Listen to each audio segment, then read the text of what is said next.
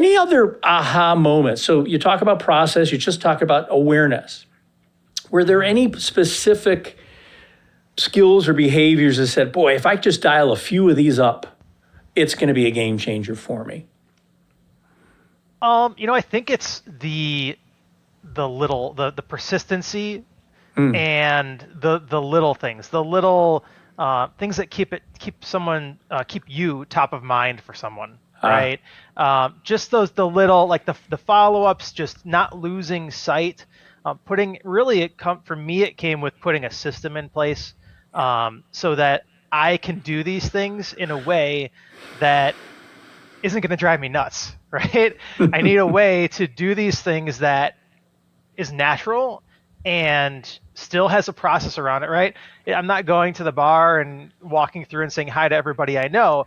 I'm procedurally going through, and sometimes I need to reach out to someone. There's a little more urgency about one thing, right, than another. But oftentimes it's really about what you put in. It's really about how much time you put in, the level of effort you put in, and it may not be reciprocated.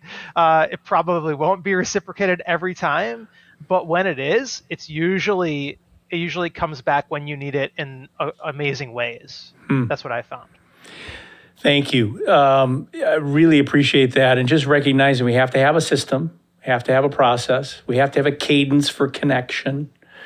What are you using as your system? Are you, I'd love to say, this is not a system. Having it up in our head, trying to keep it straight up in our head. That's not, are you using a CRM? Are you using Outlook? Is it an Excel spreadsheet? What is your system?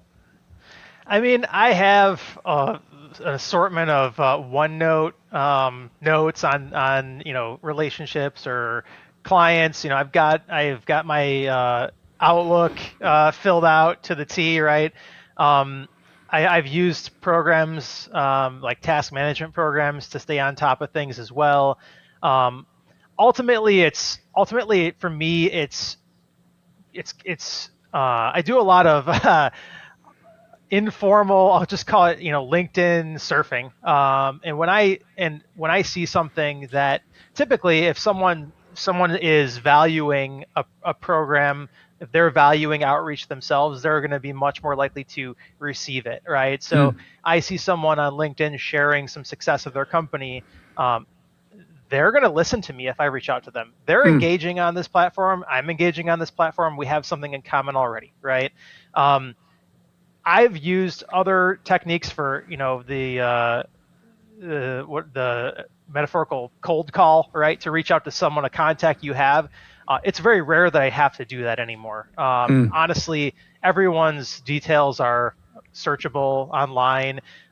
So I make sure when I meet someone, whether it's a client, a colleague, friend, I'm connecting with them Great. through some social network, some social site. LinkedIn is probably the number one thing, but that keeps the connection there. And then it's just a matter of keeping it live, feeding it like a goldfish, right? Yeah.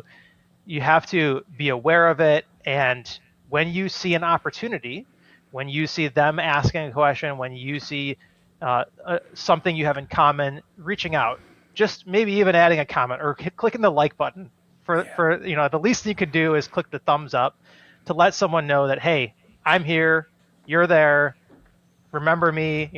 Let's be just aware of each other. That's all it Great. is, honestly, is just being aware. So Fred, you clearly have a system. You're leveraging LinkedIn. You're responding.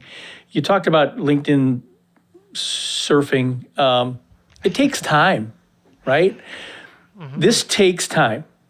Whenever I ask in my program, what stops you from getting out there into the market, building relationships, nurturing relationships? Time is the number one answer. I'm busy. I'm running with my hair on fire. I've got to bill 1,800 hours and client deliverables, and I have a life to live, and right. But you found the time. So I'd be curious. Maybe you could tell the listeners, it's taking time for you to, out of your billable work, all the other things, to go LinkedIn surfing. but somehow it's been justified in your mind that that's a worthwhile exercise. Talk about that, if you will. Definitely, and I think it's anything worthwhile. Like I mentioned, the Jobs and the Gates coming up with their ideas. No one said, "Hey, you need to every 30 minutes or 30 minutes for every day, you need to work on developing this new product," right? I don't know what it is, but you got to come up with it. No one told them that. You've got to find things that you believe in that are going to help you, help your career, help your relationships, help everything, right? You just got to find those positive things and dedicate time to them. If that means a very common example is just training, right? You think about, being a tech guy, right? My company is going to say, "Hey, what's your certification goal this year? What are you going to train?" Right? They're telling me, "Hey, what that translates to is this year you need to spend 10 hours, 20 hours learning, taking an exam, getting a credential, etc."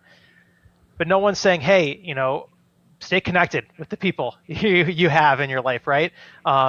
Develop new connections, find common ground between these people, develop those relationships, and be able to leverage them if you need to, or be there to support the relationship if they need you, right?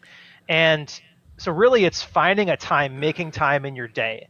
I will say the most productive time of my day is in the morning when I first log in. My mind is clear. I have no to-do list cycling up there. I can do whatever I want.